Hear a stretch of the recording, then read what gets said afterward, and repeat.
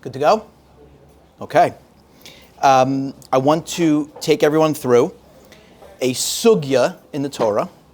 It is a sugya. I use that phrase because I had the zchus to be able to sit 4 or 5 hours a week while I was at Rothenberg, in between college and law school, in the shir of my Rabbi Zio Malevsky Zatzal.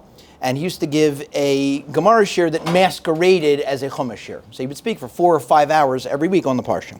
So there is a sugya in the Torah that maybe is the most important one you're ever going to go through. And it's hidden, but it's hidden in plain sight. So we just have to unearth it. Okay, so here we go. Parshas Kisavo, we have the klalos, and Moshe sets up different shvatim, so each shevet has a corresponding klala, okay? Now imagine you were a yid back in the late 1000s, early 1100s in the city of Troyes in France, and the local Rav came up to you, you bumped into him, a fellow named Rav Shlomo Yitzchaki, better known by his acronym Rashi, and he said to you, I heard a great Devar Torah. Are you going to be interested? Rashi's telling you that he heard a great Devar Torah. You're probably going to want to listen to this Devar Torah. Every so often Rashi does this, okay? They're little code words, right? So here, in the middle of the sugya, Rashi tells us, Ra'isi, I saw, b'yesodo sharei b'moshe Darshan. He could have just said, Amar of Moshe Darshan, Rav Moshe Darshan Amar. Instead, I saw in the yesodo, in the foundational work of Rav Moshe Darshan. This is Rashi telling us, pay attention, this one's a collector's item. So here's what Rashi saw. Yud Aleph Arorim Yesh Kan. There are 11 curses here. Keneged Yud Aleph Shvatim, corresponding to 11 tribes. Now, if you go back and you look and you count, you will find 12. The Mefarshim on Rashi explain that there are 11. There's a 12th one that's a general one, but there are 11 specific ones. So there are 11 curses, 11 tribes. Ukeneged Shimon Lo Kasav Arar. There's no corresponding curse for Shevet Shimon. Lefi Shlo Haya Belibo Levarcho Lifnei Moso. Because Moshe didn't have it in his heart to bench, to give a bracha to Shevet Shimon before he died. Kishabarach Shahar Shvatim. Like he benched the rest of the Shvatim. Lakach Lo Ratzo Leklalo. And therefore, he didn't think it was fair. He didn't want to set Shevet Shimon up to a corresponding curse when he knows he's not going to give Shevet Shimon a bracha at the end of his life. Anybody paying attention? Yes. You understand what I just told you? I just told you something, the likes of which, imagine if I had said to you, well, by the way, there's a Rashi that says Moshe had 2 heads and 3 arms. You'd say to me, I don't think so, okay? Moshe didn't give a bracha to an entire tribe at the end of his life? If I had told you, at the end of his life, Dasan and Aviram were still around, and he just couldn't bring himself to give a bracha to those 2 guys, you'd say, I get it, right? An entire shevet? He didn't give a bracha to Shevet Shimon? Go take a look. He didn't give a bracha to Shevet Shimon. Now you'll say, like, how did I never notice that? Okay? And you'll say, why didn't he give a bracha to Shevet Shimon? Rashi leaves us hanging. It's a total cliffhanger. He eventually answers the question. And the reason you may be surprised, and because you never noticed this before, is because when it happens, when Shimon doesn't get its bracha, and when Rashi explains the cliffhanger, it's in the one parsha that everybody here who's so mocked about being Maver Sedra, and we go through Shnayim Mikra V'Echad Targum, okay? There's 1 week when it's really, really difficult. The last week of the year, in Vizos HaBracha. Because think about it, that week is Chol Hamoed, right? So you spend half the day with your family fighting about what you're going to do the second half of the day. The second half you do whatever the compromise was you reached, okay? And then when you actually sit down to lane Vizos HaBracha, you're dancing and you're drinking and you're drinking and you're dancing and maybe you make it through, maybe not. And even though you've heard these aliyahs countless times, okay, there is no bracha for Shimon. So Rashi in the cliffhanger says the following. Shama Hashem Kol Yehuda. Within the bracha of Yehuda. Kan Ramez l'Shimon mitoch brachos of Yehuda. There's a remez to some bracha to Shimon in the middle of Yehuda. Rashi says the same way that Shimon got its land within the land of Yehuda. And here we go. Why didn't Moshe Rabbeinu give Shevet Shimon a bracha on his deathbed? An entire Shevet was left hanging. Moshe Rabbeinu, he's leaving Ruvain and Levi. Hello? Oh, I guess he's going out of order. And Yehuda, Yisachar, Zvulun, he goes through to the end. What just happened? So why didn't he give them a bracha? Shahaya Belibo Alav, because it had a kapeda against the entire Shevet. Amasha asa b'Shittim, because of what had happened in Shittim. Kain Kasa Bagadas Tehillim, Rashi cites his source. So Moshe had a kapei de belibo. He could not bring himself to bench Shevet Shimon because of what had happened in Shittim. So let's remember what happened in Shittim. What had happened in Shittim was, at the advice of Bilam, Balak sent the women of Midian to go seduce the Jewish people. Shevet Shimon sinned, and in the epic culmination of the scene, Zimri, the leader of the tribe of Shimon, is with Cosby, and Pinchas from Shevet Levi comes in and he kills them both, and then the plague stops after having killed 24,000 men of Shimon. Do you think there is any chance that after Pinchas stepped in, and after the plague stopped, and after 24,000 men of Shimon had been killed, that they didn't do tshuva? You think Shevet Shimon was still walking around going, yeah, that was a really good idea. Yep, good thing, the Pinchas stepped in because, I might have been killed also. But, nope, we're standing firm. It was a good idea for our leader, Zimri, to be with Cosby, the Midianite princess, okay? Of course they did tshuva. Moshe can't forgive it.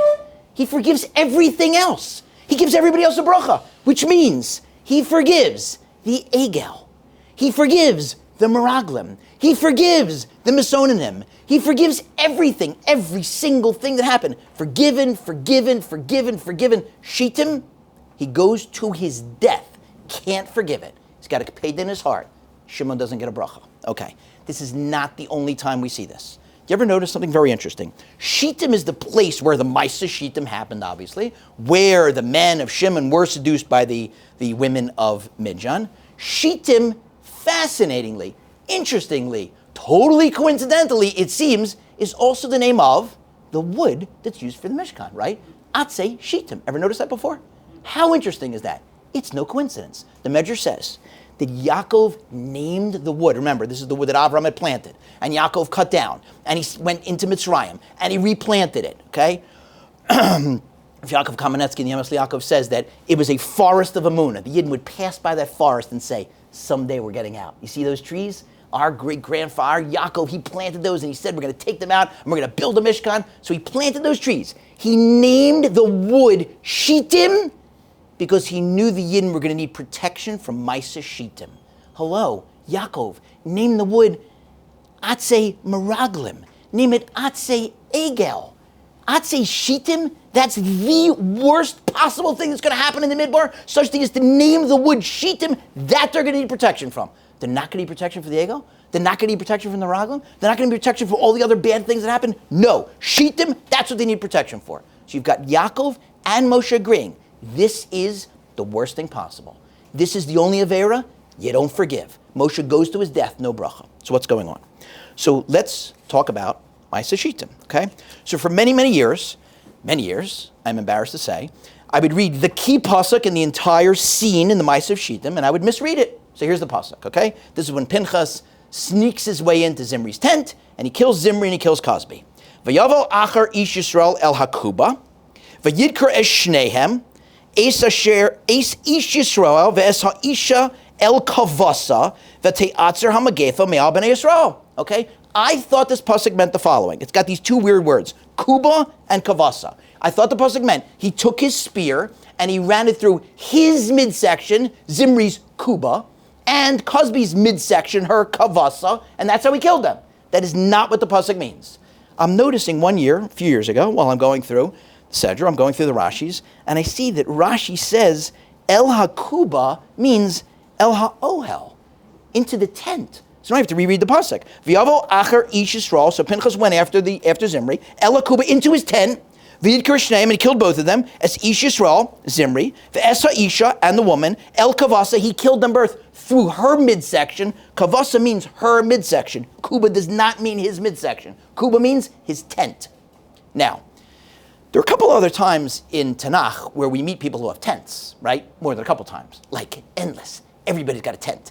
Everybody has a tent. Avram's tent, and Yitzchak's tent, and Yaakov's tent, Moshe's tent, tent. An ohel is an ohel, is a tent, is an ohel. Every time there's a tent, it's an ohel. You want to guess how many other times in the entire Tanakh a tent is called a kuba? Anybody want to throw out a number? 0. Not once in Tanakh. This is the only time in the entire Tanakh that a tent is called a kuba. In fact, the only other... How do you know Because Rashi says, El HaKuba is El HaOhel. Rashi is telling us it refers to the tent. Maybe it's referring to the fact that he went into the oil, and not, but because in the Gemara, the Gemara says that it was It was through the midsection. Rashi is telling us the kuba, the word kuba in this instance means tent. There's one other time it appears. It appears once in Shas. The Tanaim are describing a constellation up in the sky that is tent-shaped. It's triangular. It's shaped like a tent, so they call it a kuba. It's the only other time it appears. Every single other time in Tanakh, a tent is an ohel. So what in the world is going on? So let's go back and let's see what happens at the beginning of Parshas Balak, which we're going to get to very soon. Bilam is hired by Balak, and Balak gives him a job. He tells him, here's your job. Ara liyas ha'am hazeh. He appoints a shliach. He wants him to do me a favor, on my behalf, curse the Yidden, Arali, curse them for me, Vagarsheno min haaretz, and get them out of the land. Balak is now, after having hired Bilam and giving him his charge, this is what he's being hired to do, and offering him all sorts of money to convince him. So now Hashem appears to Bilam. Bilam is a prophet. And Hashem says to him, what's going on? What are these guys asking you to do? So Bilam tells Hashem, you know what he asked me to do? He asked me, kavali, he wants me to curse them, vigarashtiv, and get rid of them. So Rashi points it out. Kava is a stronger curse than Ara. Bilam is a much worse enemy than Balak is. He changes the curse of Ara to Kava, which is stronger. And all Balak wanted was, Vargashenim min haaretz, NIMBY, not in my backyard. Get them out of here. I don't care where they go. Send them to Flatbush, send them to Lakewood, send them to LA, send them to Uganda. I don't care where you send them, just get them out of here. Balak, that's Balak. Bilam says, Vigirashtiv, I want to wipe them out. He's asking me to wipe them out from the world, to kill them. He's a much worse enemy. Okay, so now, if I would ask you to rank the worst enemies in the history of the Yidden, we get into a wonderful contest, okay? You'd start with Hitler. I don't know, some people would say no. As bad as Hitler was, there's Sinwar, because, we can relate to him more because he's right now. And people would say, listen, as bad as Hitler was and as bad as Sinwar was, how do you have any enemy worse than Amalek? And you say, what do you mean about Amalek? Amalek comes from Esav, Sonas, Yaakov. We did this one. What about Haman? What about Achashverosh? What about Nebuchadnezzar? What about Titus? We'd have all these names in this huge rogues gallery, okay? Like if I said to you, who's Batman's, worst enemy? Some people would go with the Joker, some would go with the Riddler, some would go with the Scarecrow. We'd have this huge feisty debate over who the worst enemy is in the history of the Jewish people. Bilam, I guarantee you, would not make the list. I don't think he would make the top 10. In fact, Bilam looks like not just not our worst enemy, but like the biggest loser ever. He's got like a giant L on his shirt. The guy he's pathetic. He's pathetic. He tries to curse us and he gives us brachas. We say in davening, Ma Tovu, okay? Like, he's a laughing stock. I want to submit to you, I want you to consider the possibility that Bilam was the worst enemy in the history of the Jewish people. We could have a spirited debate as to who was number 2. Maybe Esau was number 2. Maybe Amalek was number 2. Maybe Hitler was number 2. Maybe Sinwar's number 2. Maybe Nebuchadnezzar was number 2. But Bilam's number 1. Because Bilam, unfortunately, goes to his grave not as a loser, but as an enemy of the Jewish people, the worst and the most successful enemy we ever have. Why? Because his plan A was to curse us, and he found out you cannot curse us, and you can't beat us. We show up on Yom Kippur every year, right? We start singing. Now, I'm a lawyer. I'm not a criminal defense attorney. I'm a personal injury attorney. But I know enough about criminal defense to know really not a great idea if there's a capital case where your client might face the death penalty, which is what we're facing. We say on Yom Kippur, when we say Nitzana Tokov, we say each one of us is going to be judged. Who will live and who will die and who will have peace and who will have calamity and who will die by sword and by plague and by fire and who will be harried. I hate that one. Who will be peaceful, okay? We're pleading for our lives, okay? And we start singing. What are we, completely out of our minds? Imagine a capital case, the defendant's on trial for murder, and if he gets convicted, he might get killed. Your Honor, may I sing for the jury? Like his lawyer would be like, well, unless you're trying to be found not guilty by reason of insanity, no, you can't sing for the jury. What are we doing? Why are we singing? You know why we're singing? Because we know that although no individual Yid has a guarantee for another minute of life, okay?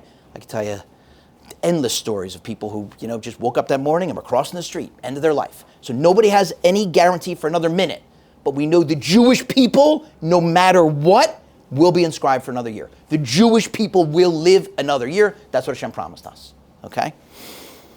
The only way to get us, not going to be through cursing us, it's not going to be through fighting us, it's not going to be through bombs, it's not going to be through missiles. The only way is the following.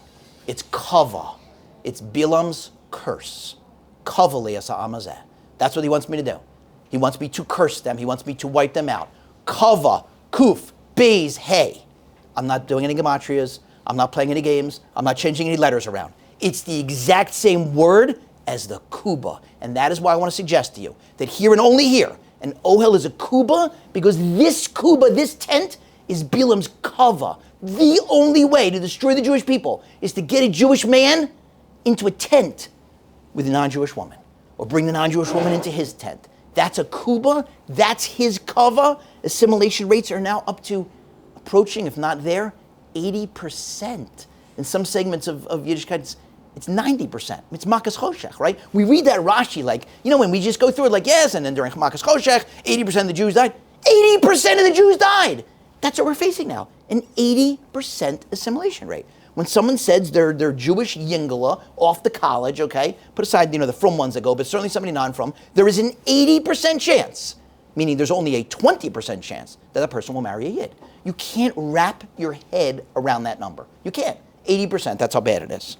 Okay, now we can understand the following.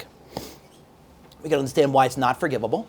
We can understand why Moshe took it to the grave, cannot forgive my Seshitim, and he sends that message to us from wherever it is that he's buried. That's the one thing you can't forgive. We can understand now why Yaakov renamed or named the wood Atzei Shittim, because that's the one we need protection from. We'll survive the ego, we'll survive the Meraglim, we'll survive every other thing. Shittim we can't survive. Okay.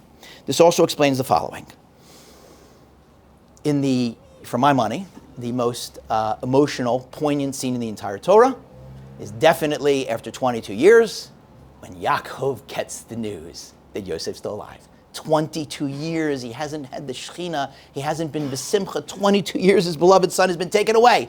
And the brothers come back and they say to Yaakov the message that he thought he's never going to hear.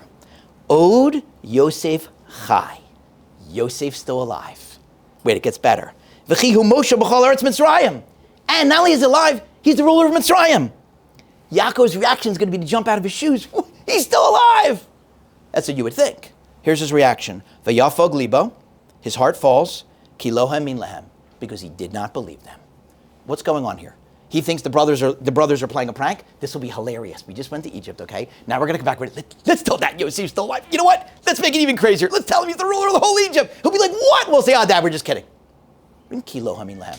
This is the shiftei ka. They're going to play games with this. They're telling him, Yaakov, Yosef, and they know what their relationship was. The Ketonis Pasam, the beloved son. He's still alive. He's ruler of Mitzrayim.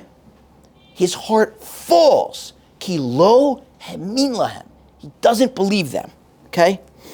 But it's so much worse than that. Rashi says, Nechlaf libo, his heart changed. Meaning his heart didn't just fall, his heart changed. V'halach milah ha'amin. Up until this point in time, until he got the news, he had believed Yosef maybe is still alive. And now he no longer believes that Yosef's still alive. It's so much worse. It's not that he doesn't believe them that he's still alive. Up till this point, he believed there's a possibility. And now he no longer believes. What in the world is going on? So Rabbi Malevsky Zatzal used to explain it as following. They told him two things. They didn't just say Yosef's alive. They said Yosef's alive and he's the ruler of Mitzrayim. Okay? Imagine you have a Rosh Hashiva, and the Rosh Hashiva, his son disappears. Okay? Just completely disappears. From Yasala, Mamish, from Stark, Bacher, 17 years old. He's all over Shas. He's making Siyumim, and he disappears for 22 years. And the Rosh Hashiva is heartbroken. And they come back and they say, Rosh Hashiva, you're not going to believe it. Yosef's still alive, and he's the manager of the hottest nightclub in Las Vegas. Now, 1 second. Yasala might still be alive, but he ain't Yasala. He might be Joe. He's not possibly still Yasala making Siyum and Shas if he's the manager of the hottest nightclub in Vegas. They just told him Yosef is still alive and he's the ruler, not present in, not a resident in, not we found him in some base medrash hiding, okay, as a monk in all alone. He's the ruler of the most decadent place on the planet. And Yaakov is saying, not possible. It is not possible, one or the other. Either Yosef, my Torah true son, is still alive, or some guy named Joe, Safnas Paneach, is the ruler of Mitzrayim. But he's not Yosef. So up till this point, he believed there's still a chance that my stark son Yosef's still alive. And now, Nechlach Libo, his heart changes because he no longer believes. The brothers say to him, Dad, he told us to tell you that he sent wagons? Wagons? And he looks, and they're agalos. He told you to tell me that he sent agalos? You mean he's hinting to me that he still remembers the last din that I learned with him, that I chazer every single day, because that's my connection to him. He still remembers the din? You mean to tell me that he's still Yosef? And he's the ruler of Mitzrayim? You're telling me that Yosef is still alive? And so what does he say after he realizes this? He says, my son Yosef is still alive. He says, I'm going to go see him b'terem amus, before I die. Maybe the most ridiculous words ever uttered. Who's the travel agent of the family? Maybe Naphtali, because he's the fastest? I don't know, okay? Naphtali, get on Expedia, get me a reservation right away. When do you want to go, Dad? Before or after you die? I want to go before I die. What is b'terem amus? I want to go see him right now. What do you mean before I die? What is he talking about? So this is what he's talking about. He's saying the following, as a parashut says the following. He's saying, guys, you don't understand what you just told me. What you told me should be impossible. It shouldn't be possible for a from Yid to be the ruler of Mitzrayim. Somehow he did it. If I don't see him before I die, I will never see him again. Because he's going to be at a place in Shemayim that I won't be able to get to. He's going to be in the highest level of Shemayim for being able to face and pass those tests that he had, okay? Don't think that the only test was Mrs. Potiphar. We know the Medrash says that the women of Mitzrayim were throwing all sorts of stuff at him, right? Their phone numbers and, whatever else they were throwing at him, okay? Constant. When you're the leader of Mitzrayim, the tests are constant, okay? You'll say, what are you talking about? Like we, in our sheltered little world, okay, which isn't so sheltered, right? You'll say, no, what do you mean? But after they brought him up, like he married Osnas, nice Jewish girl. She was really the daughter of Dinah, who was sent, and then she was adopted by Potiphar and Mrs. Potiphar. So he's a married man. Really, okay? Take a careful look in the Megillah. After the Minovel Achashverosh has the harem, after the Minovel sends out his people to take Esther, she's not just the cousin, she's the wife of the Gadol Hador. The Rebbetzin of the Gadol Hador is taken against her will and thrown into a harem and forced to be with Achashverosh, where she has to spend the rest of her life, okay? We forget that at the end of the, while we're all, another L'chaim and another L'chaim and another L'chaim. For the meantime, Esther's sitting there in the palace, okay? She has to spend her whole life there, right? So go back and take a look at, she's there and she's taken against her will, okay? For the harem. So he has the whole harem. It's over like a year, okay? This guy is, every night we know what he's doing, okay? He's not bringing in a girl each different night. You want to play Monopoly or, Risk, okay? We know what's going on every single night with a different woman, okay? Finally, he chooses Esther. Look carefully at the Megillah. The next thing he does, he sets up a second harem. That's the type of guy you're dealing with, okay? This animal, after choosing a wife, he's like, you know what? I don't want to give that up, okay? So Shkayach, Yosef's married. He's the ruler of Mitzrayim. Like, so Yaakov is like, you don't understand what he did. It's impossible. I'm not going to be able, because of what he did, I'm not going to be able to see him if I don't get to him b'terem amus before I die, because he's going to be the highest level of Shemayim. Think of who is saying this. This is Yaakov. Yaakov's face is on the Kisei HaKavod. When he's at the bottom of the ladder, the Malachim are going up and down the ladder and like, wait a minute, that guy, that's the same as that. Wait. That's the same as the guy on the Kisei HaKavod. And Yaakov, whose face is on the Kisei HaKavod, is saying, I will not be able to see him. That's the level he's on. So now we can understand what these kids face. When they go off to college, you have a Yid who goes off to college, okay? I remember when I went off to college, my father sat me down, and he said, listen, when you go to college, you're going to meet non-Jewish girls. I don't want you to talk to them. I said, you mean not date them, right? He goes, no, I don't want you to talk to them. I said, not talk. Suppose I'm sitting next to him. He goes, don't talk to them. I said, what if I miss a class because it's a holiday? Since you'll ask a guy for the notes. Don't talk to them, okay? He went through this twice. He had two proteges, two young lawyers who were there in the firm before I joined.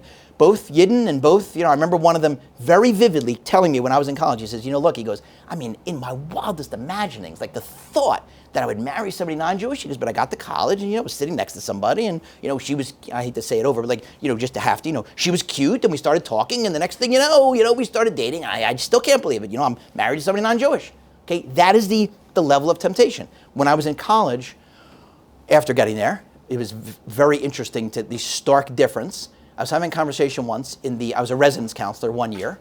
And so, 2 a.m. and, people I had whatever, just, hanging out with a bag of whatever tortilla chips and, back then I think it was regular Coke, not Diet Coke. And so there's a woman there on the floor. It was a few of us who happened to be Jewish people were hanging out. And so she wasn't from. And she was making her way. Her goal, I believe, for that year was to date the entire soccer team at Columbia. I don't know why soccer or whatever it was, okay? So she's going through relationship after relationship with all these non-Jewish guys. So she said to me, before I got here, my father sat me down and he said, I don't want you to date any non-Jews. I said, so interesting. My father told me the same thing. She says, so I said to him, why not? Remember, she's not from. She said he had no answer. I didn't have to ask why not because I knew what the answer was. But there are people who there's no answer. You can't show up when the kid's 18. Oh, by the way, don't date non-Jews. Like, where did that come from? Like, what are you talking about? Okay, there are people who actually critique this now, that it's racist to tell a Jew to only date a fellow Jew. Like, what? It's terribly racist. Okay, there's a word for it. I don't want to repeat the word. It's not a word that you need to, So that's what we have to understand. You have to understand the near impossibility. And you'll see later when you get into Parshas Matos Maseh that when the Zimri and the soldiers, when they bring back the women, they haven't killed the women. Moshe gets very upset. Okay, he lashes out at the officers. Some say because he didn't want it to be any pagam to the covet of Pinchas, and he explains to them like, why did you leave them alive? Okay, and he says, Hein Hina, they're the ones. If you look in the Gemara about Cosby, Bilam goes to Plan B. He tells Balak, okay, send the Midianite women out to seduce the Jewish men. Balak says back to him, what kind of women do you think I have in my kingdom? I'm going to tell them to go into that's outrageous, okay? So Bilam, not to be deterred, wonderful guy, he says, send your daughter, she's the princess. If the princess goes, everybody will follow suit, okay? And so he sends Cosby. So Cosby, one of the reasons for her name is Cosby is Kosbo, like curse the Jewish people through me. The only advice that Bilam gave was to seduce them. He says their God hates immorality, seduce them.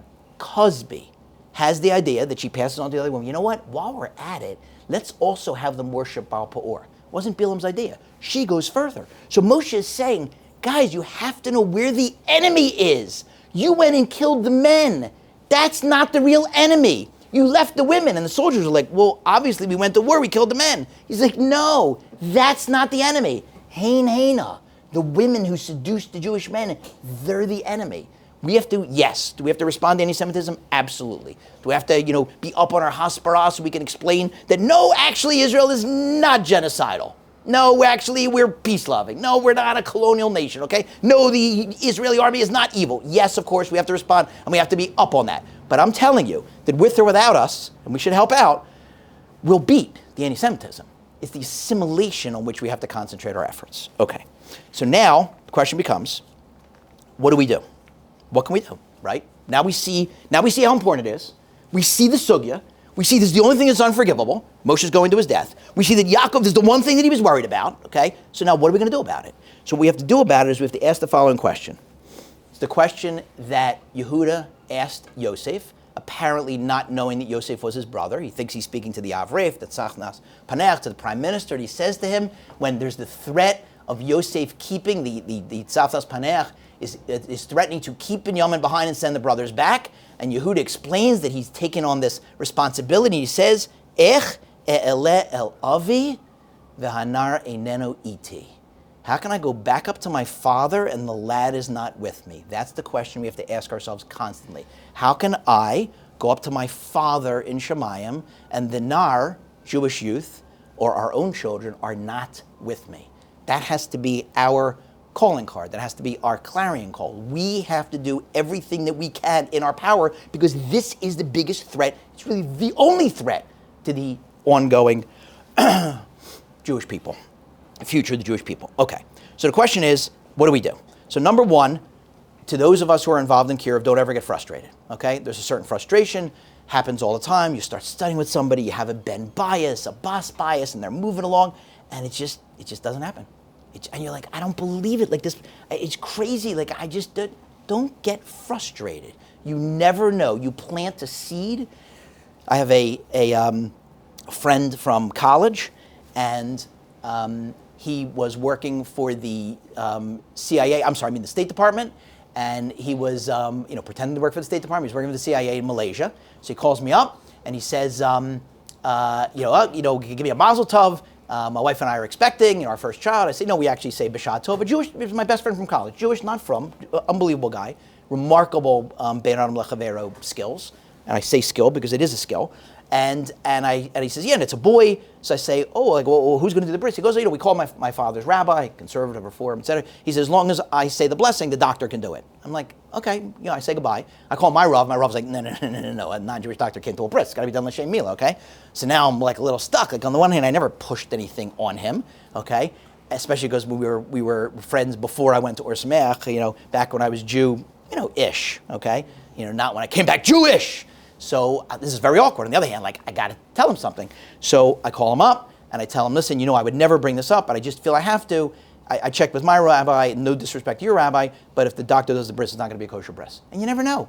Your son, someday may grow up and, he wants to get married to a Jewish girl. Oh, you're born in Malaysia, and maybe they're going to ask who did the bris. Maybe your son gets a little more religious. You just never know. Why not do a bris that everybody will accept? He's like, I hear that.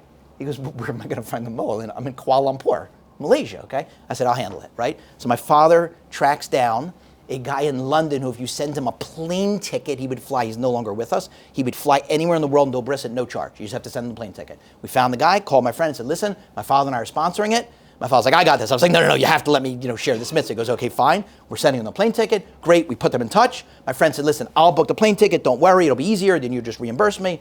He has the bris, sends me the picture of him and his wife and the child and the mayol with with the big beard and tzitzis and all the monkeys in the background, literally monkeys in the background, okay? I said, great, how much do I owe you? Where do we send it? He said, it was an unbelievable thing and you're not paying me anything. He says, I'm not taking $1 for it, okay? I just want to thank you.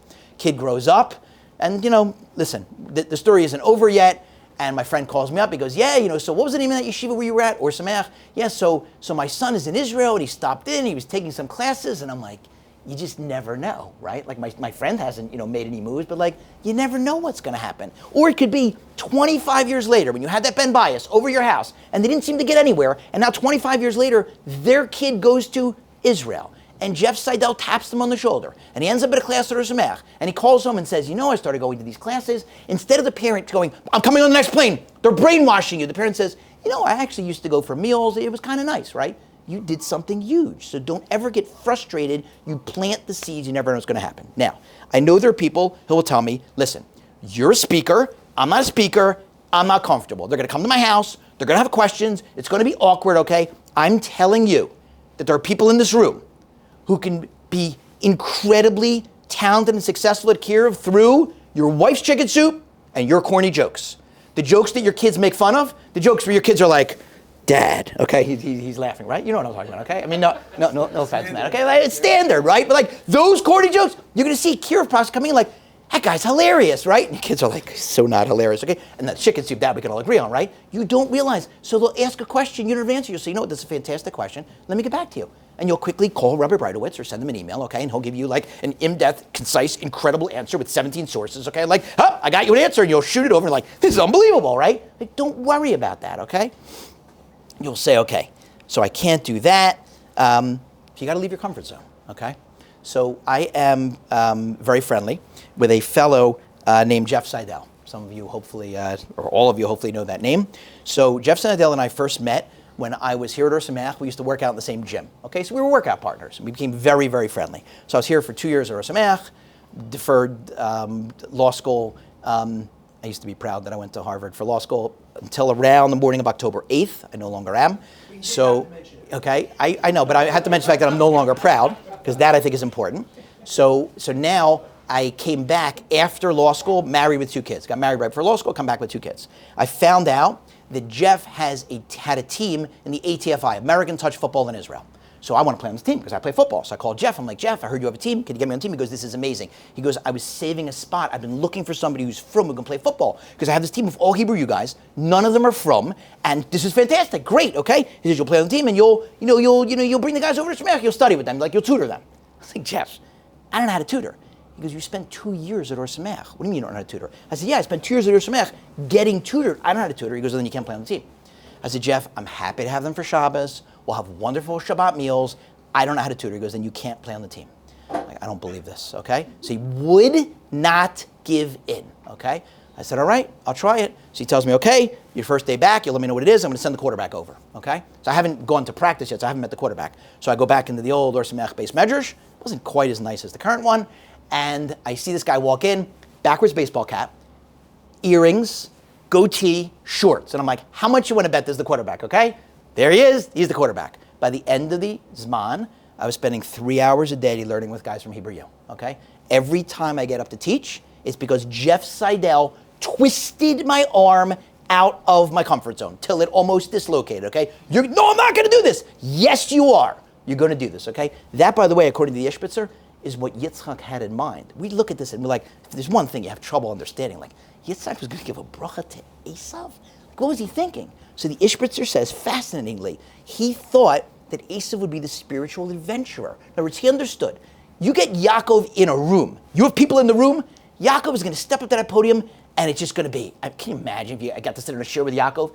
How is he going to get the people in the room? I did it one time. I couldn't handle it any longer. I was only able to handle it once, okay? Every time I come, Jeff invites me.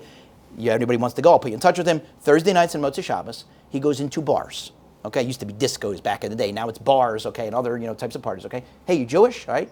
Get out of here, you blankety blank blank. Hey, you Jewish, okay? Yeah. Hey, you want to come for a Shabbat meal? Oh, that's so nice. Hey, you want to come for a class? And it doesn't matter how many times he gets, yelled at, beer thrown, whatever, okay? But he is person after person. He'll leave, every time he does it, he will leave with 5 names, 10 names, 20 names. Send them to yeshivas, send them for Shabbat meals, okay? That's what Yitzchak had in mind. Esav will go into the bar. Yaakov's not going into the bars.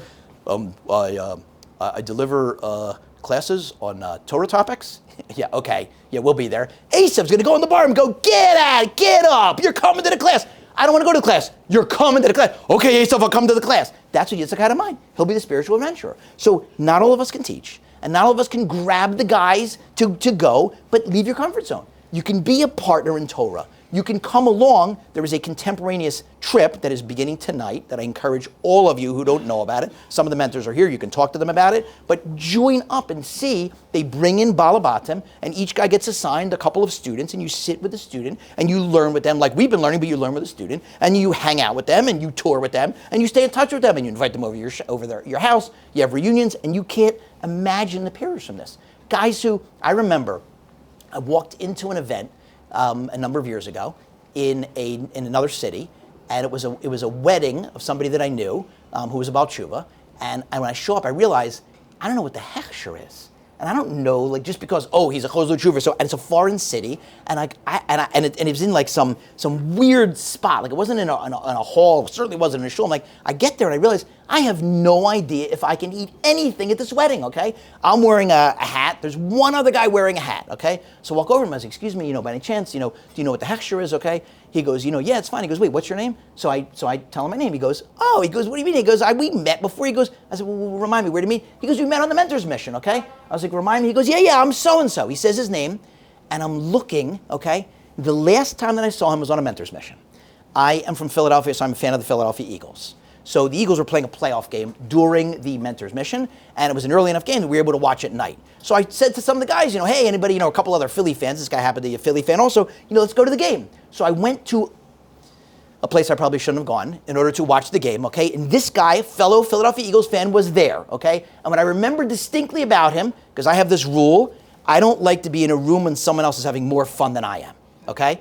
In other words, if someone else is having more fun, I'd just rather not be in that room, okay? So what I distinctly remember was this guy was not just with an attractive, I tried not to notice that, co-ed. He was with 2. He literally watched the game with his arm around 2 women, okay? And I'm like, and now, black hat and a beard, yeah, absolutely. I checked out the hechsher, no problem at all, okay? You can't imagine. And so if not you, so it'll be through somebody else. But you want to be part of that. You want to have the schus, right? Like Hashem is megaglin schus to the people who are zakai. Like you want to be Hashem's partner, right? Not, somebody else will learn with them. And you don't have listen, if you can't do any of this, you can't invite people over and you can't speak and you can't talk to them and you're not going into bars and you're not lecturing, so donate, right? So that's something that we can all do, okay? Make a donation to an Or Sameach or a similar place, okay? And then there's other things that we can do as following, okay? So number one is not to ever be embarrassed about this topic, okay? I gave an abbreviated version of this talk during one of the mentors' missions. And one of the mentors came over to me afterwards. It might have been Shmuel Dov, you'll tell me if I remember or not, and said to me, my mentee is furious at you. I said, what was it? He says, he's dating a non-Jewish girl. I said, I have no problem with that. Let him be furious and tell him I'm happy to talk to him, okay? Representative Esther Younger, Shalom, would sit with people dating non-Jews and cry with them and sit with them and talk to them to try to convince them not to go forward. Don't be embarrassed about it. I got a call once from a law school classmate, Halavai. He always tells me, I'm definitely going to marry a Jewish girl, and I'd like to marry somebody Shomer Shabbat. And I'm like, dude, you might want to get started, okay? He's in his 50s, okay? Like maybe start working on Shabbat yourself, okay? He calls me one time and he says, listen, I want to run a case by you. Anytime he has a personal injury case, he runs it by me. He goes, you're on a speakerphone, okay? So I said, okay, fine, no problem, okay? So he says, okay, he runs the case with me. I said, okay, I think this and this. He goes, okay, listen, I'm out on a date, like I told you, I got to run. So I said to him, is she Jewish? Okay, and he goes, listen, I really got to run. Okay, he calls me the next day. He says, I told you we were on a speakerphone. How could you do that? I said, do what? How could you ask me, is she Jewish? I said, wait, hold on one second. You mean to tell me you called me on a speakerphone while on a date with a non-Jewish girl and you think I'm going to be upset that I asked, is she Jewish? You got what was coming to you, okay? Like, don't be shy. Don't tiptoe around this topic. Bring it up, okay? And then there's one other thing that all of us can do, okay? And I want to tell you who says this because I think it's important to say who says this. Because if I said it was somebody else, you might say, that's a famous Kira person. Of course he says this.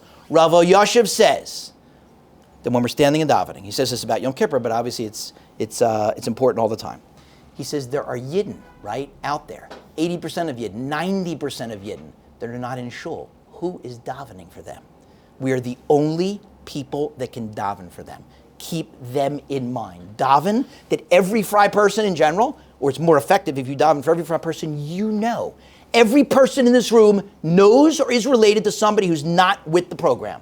So daven that your aunt, your cousin, your nephew, okay, your employer, your employee, your colleague has the chance to meet somebody. Maybe it's not you, maybe you're too close to them, but daven for them. Nobody else can daven for them. And I'll finish with this. That person could also be your child, because the new Kir of Rechokim is now Kir of Krovim, because it's a problem in our world, okay? Phones have dramatically amplified the problem. It used to be that you wanted to get into a lot of trouble or see things that were really, really crazy, like you had to go get into trouble, right? I'd have to take off my yarmulke and go to the frat party back in the day. Now, you can go into Sodom, you can go into ancient Rome, ancient Egypt. All you have to do is just, pick up the phone, okay? So it's a huge problem. So I'm going to finish with this story. I spoke at a yeshiva, I think in December, in Eretz Yisrael, and I told the following story. So I know a fellow very well who, when he was 18, put his college career on hold, went to Israel, went to yeshiva, and got there, I don't know, whatever the beginning of this month was, August, September, etc. And around December, he got thrown out of the yeshiva, okay? So he's leaving, and there's a phrase that when cops leave the force, they turn in their guns and their badges, okay? So he is now going to turn in his gun and his badge, meaning take this, take the tefillin, take the tzitzis, take whatever svarim, you made me buy, I'm out of here, okay? Put my college career on hold, you threw me out, I'm gone, okay? I gave it a shot, you kicked me out. He gets a knock on the door of his dorm room while he's packing to leave. And a rabbi from the yeshiva comes in, who knows him, and says, I want you to know the following. Put aside what happened between you and the Rosh Yeshiva. I know it's not pleasant. I just want you to know and remember this. I believe in you. Remember this. I believe in you. And because of that one conversation, the guy didn't turn in his gun and his badge, didn't turn in his yarmulke, and didn't turn in his tzitzis, and didn't turn in his tefillin. Now, he did not turn around the next day and started making siyumim, okay? But like slowly but surely, he stayed on the reservation. And slowly but surely, step by step, okay? But one thing this guy never, ever did, okay? This is going back like 35 years. The guy, maybe close to to 40 years, okay? The guy never once set foot in that yeshiva again. Never. Like, he'd come to Eretz Yisrael, and he's from, and, you know, and Bli Ayin Hara, Stark, and is married, has a family, okay? But never once set foot in that yeshiva again. Until right now. Because I told this to the guys. Because I was the guy that got thrown out, and this was the yeshiva from which I got thrown out, and I haven't been back until now. So don't ever, ever, ever give up on anyone, whether it's a relative, especially if it's a child. We know what Rivka did. She sent Yaakov away. Like, shouldn't you send the murderer away and keep the other one close to you? Because she understood that he needed his dad. There's a story told that parents in a Hasidic family, they had a kid that was just destroying the house. So they went to ask the Rebbe. They said to the Rebbe, we need permission. We need permission to send this child away. They told him the whole story. They said, we need permission to send this child away. We know how painful, we know how difficult it is. We need permission to send this child away, with tears in their voice. And the Rebbe said to them, I give you my full blessing and full permission. Send all 7 other ones away. That's the one who needs you. So don't forget that. If you're going through it, don't forget that. That's the one. The kid who's struggling most. If you're a parent, that's the one who needs you. Shower them, shower them, shower them with love. Rav Berlwein said once that when Avshalom was killed, David had told Yoav, don't touch him. Yoav killed him. David gets the news. Avshalom, you can barely read it. It's so sad. Avshalom, b'ni, b'ni, Avshalom, Avshalom, b'ni, b'ni, b'ni, Avshalom. 7 times. With the 8th, each time he's taking him out from a level of Gehenna, until with the last one he sticks him in Shemayim. So Rav Wein says that a parent has to be willing to reach into Gehenna to save a child. So we have to be willing to reach into Gehenna, leave our comfort zones, pray for them, give tzedakah, invite them over to our homes, everything we can do to combat the one Aveira that can't be forgiven, because it's the only one that really threatens us. Thanks for listening. If you enjoyed this, I do a short weekly video on the Parsha. It's easy to find on the Or Sameach website or on Torah Anytime. Hope you enjoy that, and looking forward to continuing to steig away with you all. Be well.